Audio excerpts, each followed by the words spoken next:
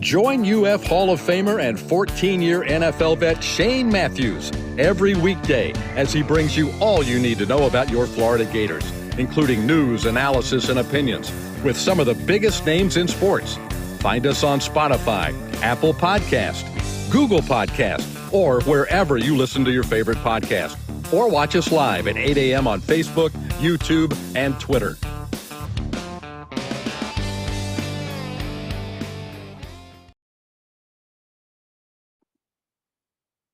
Are we live? Good morning and welcome to a Thursday edition of the program. It's Pot Up with Matthews in the morning from the Crime Prevention Security System Studios. Large enough to serve you, small enough to care. We got Thursday. That means our college football analyst and Heisman Trophy voter Brent Beaird will be joining us here in a minute on the Titan Tomorrow Hotline. If you missed it last night, the Gators defeat the number 2 team in America in the O'Connell Center. The Tennessee Vols go down. So big win for Ty Golden and his squad. Now they get ready to go to Kentucky, Rupp Arena on Saturday. And then the following after that, they have the Alabama Crimson Tide. So tough stretch. If they can get, they need at least one. If they can get 2 out of 2 out of this stretch, that'd be great. Let's go to the Titan Tomorrow Hotline. And we're joined by our college football analyst, Brent Beaird. You can follow Brent on Twitter at Brent Beaird. Good morning, Brent. How are you, my man? Shane, I'm doing well. It's a happy Groundhog Day. He saw his shadow, so we've got 6 more weeks of winter, which I know is the last thing you need to hear right now.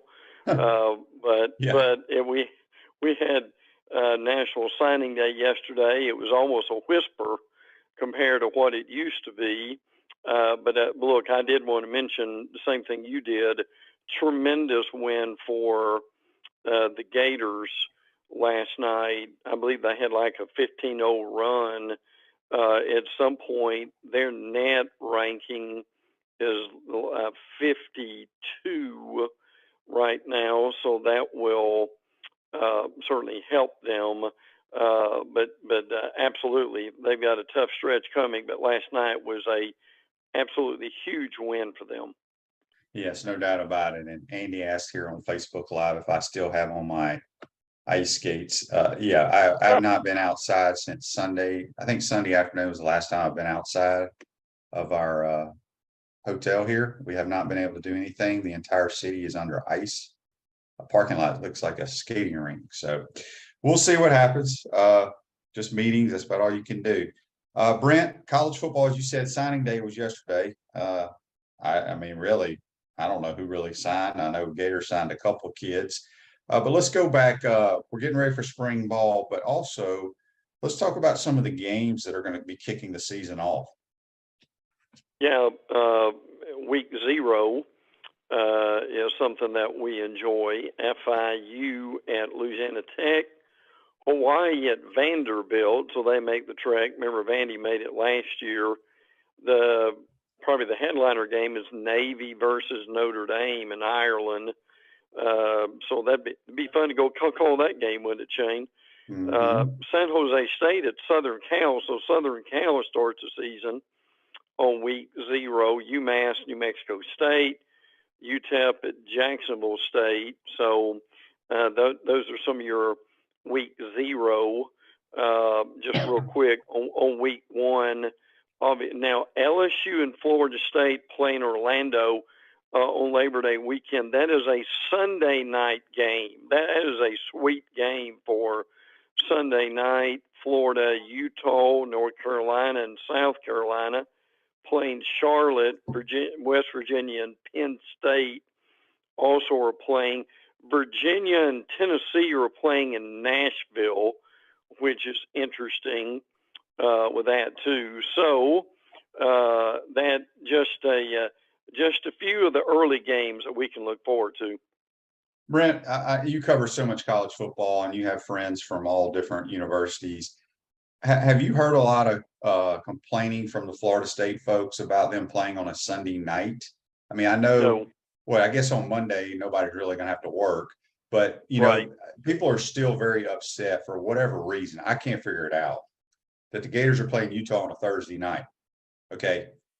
Again, nobody at the University of Florida Athletic Association had any say in when they played Utah. Right.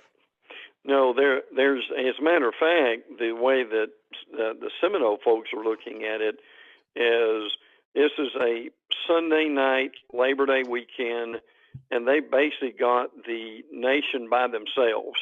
Now, there may be another game or two on that Sunday. There often is, but all eyes are going to be on that game in Orlando. So that I think they're pretty excited about it. You hit it the next day. You don't have to go to work, so you can travel back. Look, I'm with you on the Thursday night Utah game. That's a real opportunity for Florida to basically. It's not. I mean, there'll be 20-something games easily that night, but Florida that will be a headliner. Look, I've heard more disappointment in Florida playing the spring game on Thursday night than I have the Utah game on Thursday night. Well, I've heard that too, and I try to tell them they're doing what they think is best for the program. And I mean, it's a spring game. They don't even really keep score, so let's not worry about it. Dan says here on Facebook Live, brought to you by Mellon Law, the QB that didn't get a scholarship offer from Florida, referring to Marcus Stokes, ended up at West Florida, up in Pensacola. Right. Yeah, that whole thing's been a mess with that kid. Hopefully, it all work out for him. Also, I believe Jaden Rashada ended up at Arizona State. Well, he's committed. That's correct. He's committed, right? Has he signed anything? Yeah. Good. Well, let me look at my note here. Yes, that's where he went. And I believe, and for when I'll double check this, but I'm pretty sure he signed, and he is with them. That's where a lot of quarterbacks go. Emory Jones went there for basically a cup of coffee, but yes, that is where he ended up. If you want to make a lot of money and you're a youngster, get into college coaching, because there's some very wealthy guys that are head coaches in the college football world, a lot of $1 million, $9 or more. Want to run through those dollar figures there, Brent? It's really amazing. An amazing list. Hey, Shane, and you probably remember this. I may be off with the figure a little bit. I remember when Coach Spurrier made, and it wasn't even that much. I mean, it was like $2 million, and people thought that that University of Florida go bankrupt if they did that. But I mean, we've got Dabo Sweeney is 11.5, Nick Saban's 11.1, Kirby is 10.5 million, Lincoln Riley is 10 million. They're estimating that because Southern Cal is a private school. Ryan Day's 9.5. Brian Kelly is 9.5 since going to LSU and having a good year. Mel Tucker, 9.5. Jimbo is 9. Josh Heupel is now 9. Lane Kiffin is 9 million. So, Shane, if you get a job in the SEC, even for a short period of time, you're almost set for life, aren't you? Yeah, there's no question. There's some on here that it's amazing to me that I still can't figure out why Michigan State gave Mel Tucker $9-something million. I'm surprised. I think Lane's a good coach, but I think Lane does some crazy stuff at times. But Ole Miss doesn't want to lose him, so he at $9 million is somewhat of a surprise. Brent, where do we stand with the NIL at this moment? I haven't really followed it. Obviously, you know how I feel about it. But where do we stand with NIL? There are some individual states who are trying to come up with some NIL legislation that will help them. I mean, the NCAA is still hoping that Congress will bail them out one day. I'm not sure I would depend on that. Now, as we talked about last week, and I'll be real brief on this, the number of early entrants into the NFL last year in 2022 was 100. 2023 was 82. So the prevailing thought has been, now that people thought about this for a while, is that NIL has actually kept some guys in school, and that's one of the positive benefits out of it. But the reality is, we're still trying to kind of get some reins on it and get it under control, and that's still going to be a while. I know Nick Saban, for one, was approached by some folks with one of the best cornerbacks in the nation in high school. He said they came to me and asked if we'd pay $800,000 for the player to sign here. I told them that he can find another place to play. So that is what he allegedly said at one of the coaches' convention over the last few days. So there's some good in NIL, and there's a whole lot of not so good. Yeah. Joseph and Andy are talking about Marcus Stokes. Joseph says the better question is, why were we going to take a QB that ended up at West Florida? I thought he had great talent assessment. He was offered a scholarship, and if you go back and you listen to, I think I said it on this show, usually you want to try to sign, most schools nowadays want to try to sign a quarterback no matter what. Just because you sign that quarterback, he may never play it down. I think sometimes when kids are rated a 4 or 5 star, which he was at one time a 4-star, you take them knowing that they may never play it down for you, but it helps the publicity and things of that nature. So I had watched him. I didn't think he would ever play it down at Florida, quite honestly. I wasn't quite sure Jaden Rashada would ever play, but that's for another story. It's so hard to evaluate quarterbacks these days, especially ones that come out of high school. Are you in the market to buy? Are you in the market to buy or sell your home? Doreen Weeby, a realtor with Caldwell Banker, Emmett Parish, will value a fast, friendly, reliable service. Give her a call today at 352-562-1411 to help your dreams come true. What were you going to say, Brent? I'm sorry. Well, no problem. Stokes is from Ponte Vedra Beach, so he's in our area.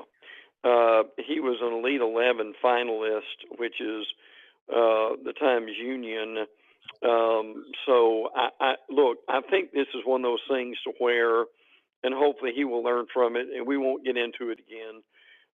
But sometimes when you get on social media and you make a mistake, you've almost got to start over, and you're looking for someone to take you, and that's basically what he probably had.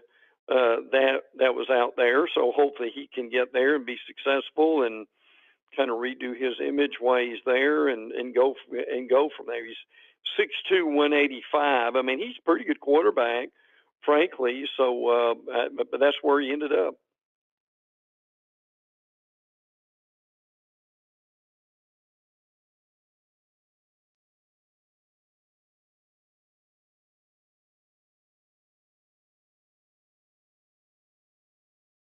Okay. Okay.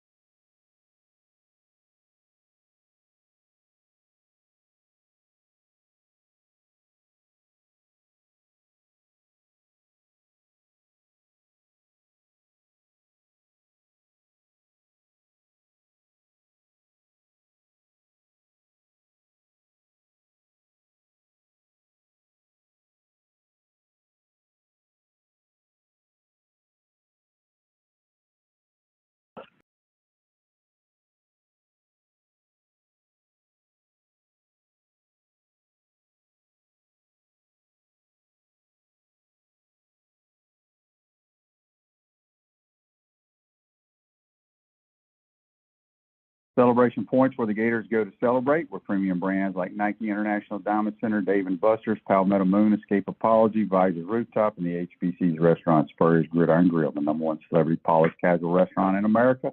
We'll see you at Celebration Point where the Gators go to celebrate. Sorry about that, folks. I don't know what happened. I lost Brent, then I lost connection. But I have internet access. I thought it may be frozen, but not. Brent, you still there, my man? I am, yes. Yeah, that was crazy. So where were we? Let me figure out what we were talking. Oh, we were talking about Marcus Stokes. Yeah. Yes. My comment was that he was an Elite 11 finalist in the Times Union here. He was a local quarterback at Ponte Vedra Beach, 6'2", 185. So wish him well there, and hopefully he can redo his image and have a successful career at West Florida. Absolutely, Brent. You got to hear some surprise teams to look at for next year. Yeah, and some of these are SEC teams. Saturday Down South had an interesting surprise team to look at. One of those was Mississippi State. Zach Arnett, obviously the defense coordinator, is now the head coach. They have got offensive coordinator in Kevin Barbay. Now, Shane made the point. It was a suit point last week about Mississippi State. Was this is not going to be the air raid anymore? They're going to try to be more balanced, which will be interesting to see how that works, because they mainly, and help me on this, Shane, they mainly use their running backs as another pair of wide receivers. So does that mean that they're going to be more run heavy? The word I've heard again is just more balanced, Shane. So there's some thoughts that with the returning talent they've got, particularly on defense, that State could be better next year than they were this year. Yeah, I mean, they got some talent. There's no question, and I really like their quarterback. But I don't know if Will Rogers can run another system. He's never been in another system. He ran the air in high school as well. So we will see. You also, well, not you, but Saturday Down South says here they think Kentucky's another surprise team. Well, and the reason why is they think that Liam Cohen is coming back from the NFL. If that name's familiar, he was the Kentucky offensive coordinator just a few years ago before going to the NFL. Now, Will Levis is out, going to the NFL, and Devin Leary is in, the NC State quarterback. That was a real good move for Kentucky in order to get him. As a matter of fact, some folks think that Leary may be a better fit for that offense and can get rid of the ball a little bit quicker than Will Levis. But Shane, you and I talked about this a good bit over the season. Is the thing that Kentucky's got to do, along with getting Devin Leary, they've got to fix that offensive line. That was a tremendous problem for them last year, particularly with Will Levis. He was hurt most of the year because of those offensive line situations. So that's going to be very interesting to see how well they can improve. Yeah, there's no doubt about it. Any other surprise teams to look at? Arkansas is also on that list too. Now, obviously, they've got a new defensive coordinator, Travis Williams, who is coming over, and that's really where they need to improve. They certainly lost some talent defensively, ended up 7-6. KJ Jefferson comes back, so that will help them tremendously. So, and again, these are interesting stories to read this time of year as far as who may be able to come back and have a much better year. So looking a little bit at Mississippi State, Kentucky, and Arkansas. Big 12, I believe UCF and all those guys are playing in it this year. They're supposed to be releasing the schedule, right? Yeah, matter of fact, they did. The schedule released, I think it was, I believe, on Monday or Tuesday with that too. Interestingly, Oklahoma will play UCF, and the Sooners quarterback Dylan Gabriel, who obviously used to be with UCF. So that's interesting. Yeah, yes, Shane, the schedule, I see that here now. It was released on Tuesday. Now, again, folks need to keep this in mind. This will be, we think this will be the last year that Oklahoma and Texas will probably be in the Big 12. I mean, it may not be. I'm not guaranteeing that, but hopefully we'll get something definitive on that by the end of the next season. At Chris Doring Mortgage, they do mortgage lending right, helping home buyers throughout Gainesville and North Central Florida. Call Chris Doring Mortgage today, 352-244-0840. All right, Brent, let's go around the league. Alabama, when are they going to hire their coordinators? Well, that's a great question. They haven't yet. Ryan Grubb, who was at Washington, is the offensive coordinator, did a really good job there with Penix, the quarterback, who's a outstanding quarterback. He was in this week, had a sit down with Nick Saban, but has decided to stay at Washington. Bama did get the #1 recruiting class in the nation, but as we said, they're still trying to replace Pete Golding and Bill O'Brien. O'Brien went to the Patriots, and Golding went to Ole Miss. You still hear a lot of the same names. Now, Dan Mullen has pulled his name out, so he's not a possibility. You still hear Joe Brady, Jeff Lebby. Joe Brady was obviously in the NFL. Jeff Lebby with Oklahoma. And as far as Alabama defense coordinator, Jeremy Pruitt, who was at Tennessee, Jim Leonard, who's at Wisconsin, and Glenn Schumann, who is at Georgia. So maybe by the end of the week, now that recruiting is done, we may have some finality on both the coordinator hires. Yeah, and then in Arkansas, we mentioned it, I think, last week, that Dan Enos is back there. Do you like that hire as the offensive coordinator? They like him. I know that. He did a good job with them. Now, he was at Maryland. Alabama was actually going to hire him, but he went to Miami. Didn't do real well at Miami. So I mean, it's a big hire for them. But they think that he's going to really help them. Now, obviously, with KJ Jefferson, that's a good start with that. So, but he certainly has bounced around a good bit. Anything happening on the plains for the Auburn Tigers at the moment? They had a good recruiting class, and the thing they mainly did was to replenish their offensive line. They badly needed to do that. Gus Malzahn did not do a really good job with the offensive line. Brian Harsin tried to add a little bit to it. So that's the biggest thing about their recruiting class. Jason Campbell is their new color analyst for radio. Stan White is left. Their spring game is April the 8th, so they'll be getting started in a few weeks for spring practice. So will certainly be very interesting to see what Hugh Freeze is able to do with his Auburn offense. Yeah, no doubt about it. All right, let's talk about the Gators. The Gators, obviously, where did they end up in recruiting? I haven't seen any rankings since I've been gone. I'm not trying to put you on the spot, but you know, everybody gets excited about the rankings. Where do we end up? Oh, yeah, they do. And now this is Rivals, but it's pretty typical. They're at 13 with Rivals, 20 signees with this class. I do think this class might be better than people realize as it goes along. Now, they've got some preferred walk-ons that they're bringing in. And we don't know a lot about these folks, but I'm just going to throw their names out there. Jordan Gile and Parker Lease are two quarterbacks. I thought this was kind of amusing. They've added running back Anthony Rubio, who is the son of U.S. Senator Marco Rubio. How about that, Shane? He's a running back? He's a running back. Yeah. Okay.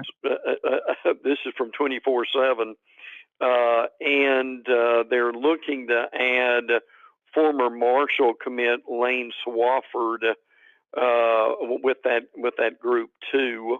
Obviously, the spring game's April the 13th on a Thursday, as we mentioned, and congrats to the old ball coach for getting a street named after him, and that will be on February the 10th at 5:30, and basically in front of the restaurant. So I thought that was neat that he's having that honor come his way. And again, if people have not heard this, if they're just now tuning in, Jaden Rashada, yes, that Jaden Rashada is signed with Arizona State.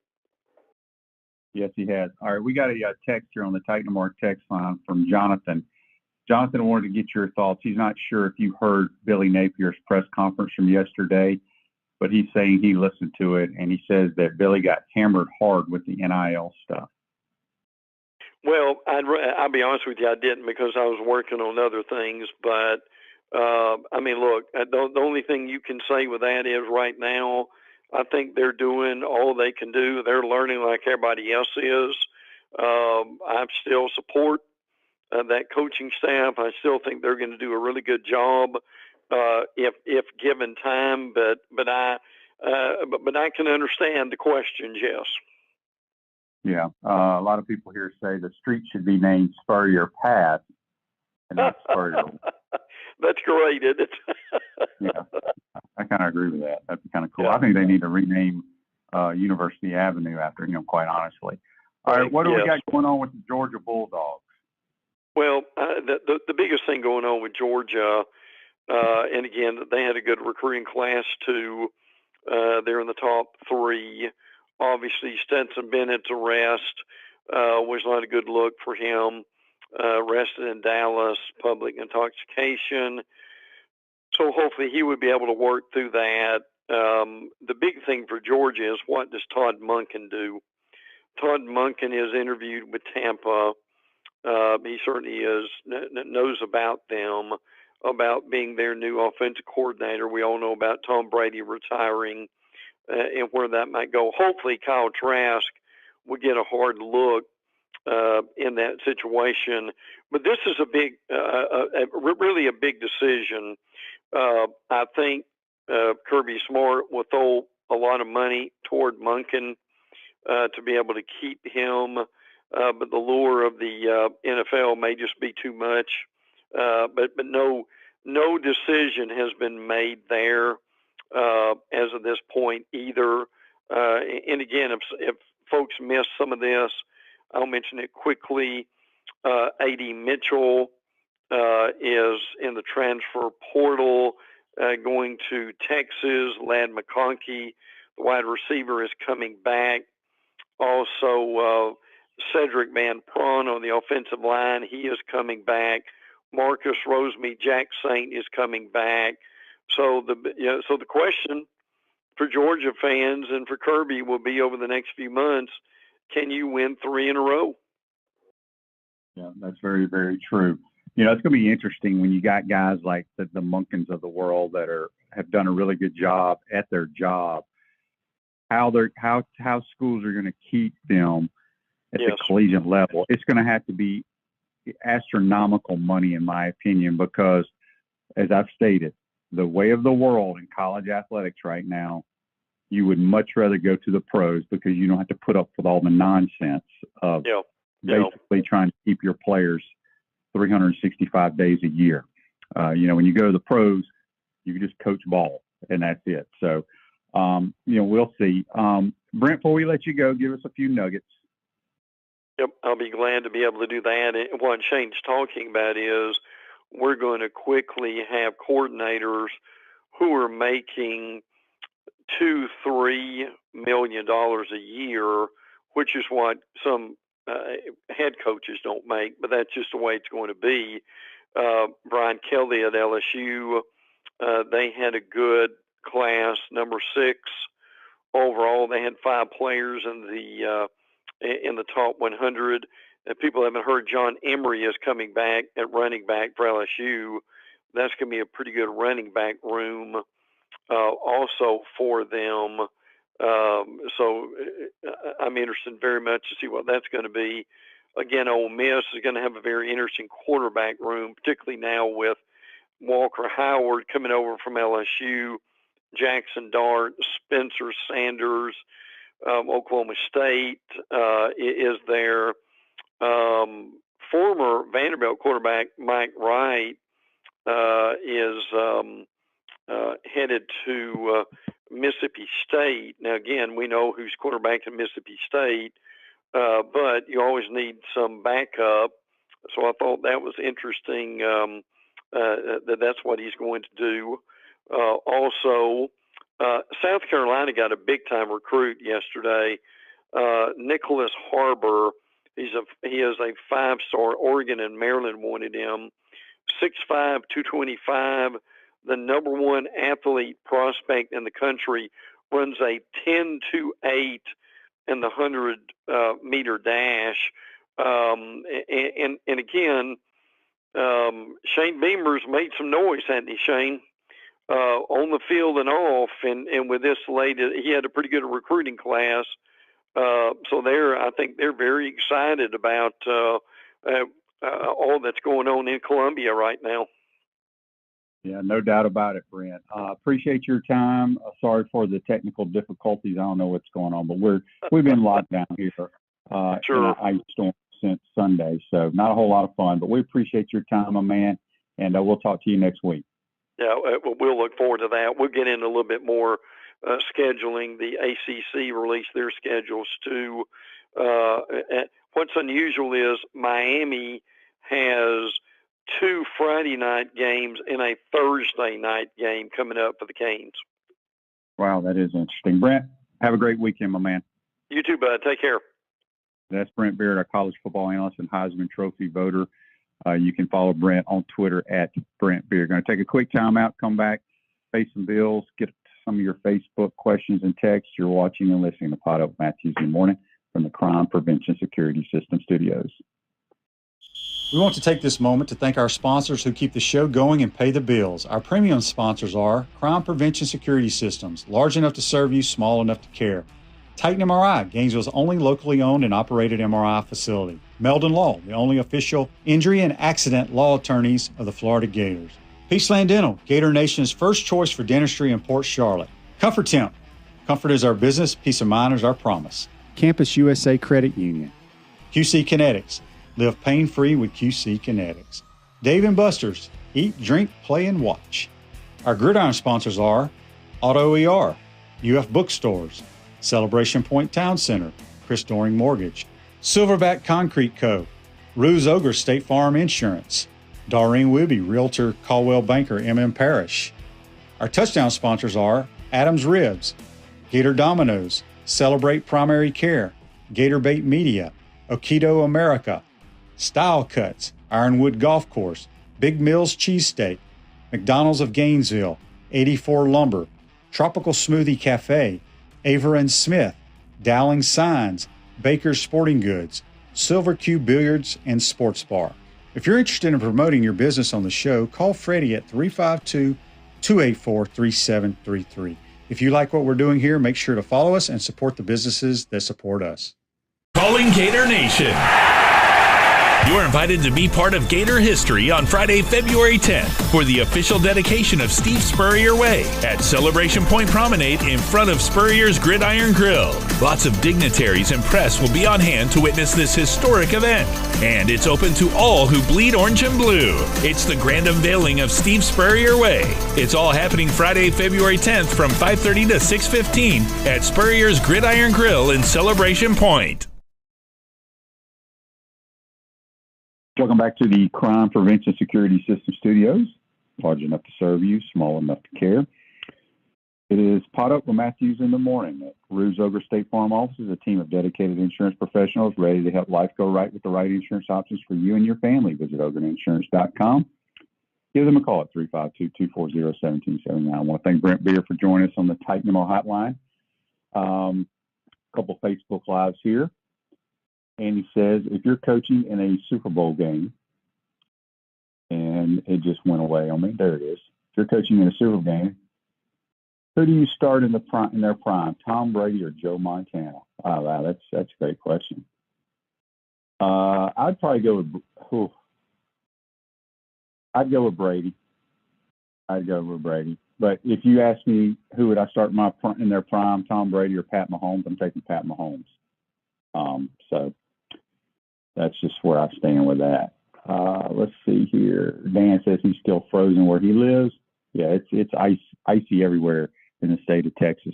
I want to give another shout out to Todd Golden and the Gator basketball team. Colin Castle and the rest of the kids were outstanding last night in the big win over number 2. And we did not storm the court. We do a good job of preventing people from storming the court. I can promise you that. If you watched the program yesterday, Kyle Crooks, we want to give a shout out to him for hosting when I'm not able to, having Coach Tim Walton on. The girls crank it up in 8 days down in Tampa.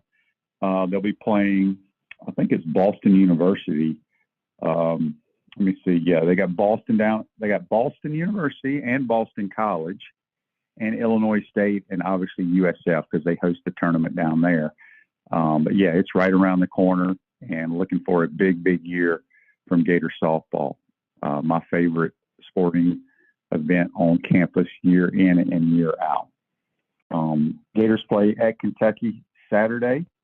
And, Kentucky they're struggling. I mean, they've kind of righted the ship a little bit, but they're still struggling. I think the Gators can battle with the Wildcats there. Let's get to this day in sports, which is brought to you by our good friends at Comfort Temp. Comfort is our business. Peace of mind is our promise. Beat the summer heat. Schedule your air conditioners tune up today. Give Comfort Temp Heating and Air a call today at 352-376-2366. In 2020, Super Bowl down at Hard Rock Stadium in Miami, KC Chiefs beat the San Francisco 49ers 31-20. Your MVP was Patrick Mahomes. And should be a heck of a game in about 10 days. Eagles, Chiefs. And we'll get everybody's picks next week. But that's going to do it for today.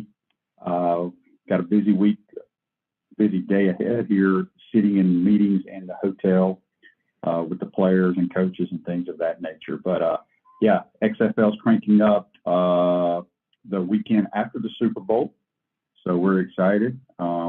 It's weird, man. We have not practiced. No team has practiced in like 6 days. If one team doesn't practice, no team practices. But I mean, it's odd just sitting around meeting all the time. Hope you have a great day, folks. There will be no show tomorrow. We will have a best of. So make sure you tune in. I'm not sure what they're going to run, but it will be a good one. I promise you that. Have a great day, folks, and we'll see you on Monday. Take care.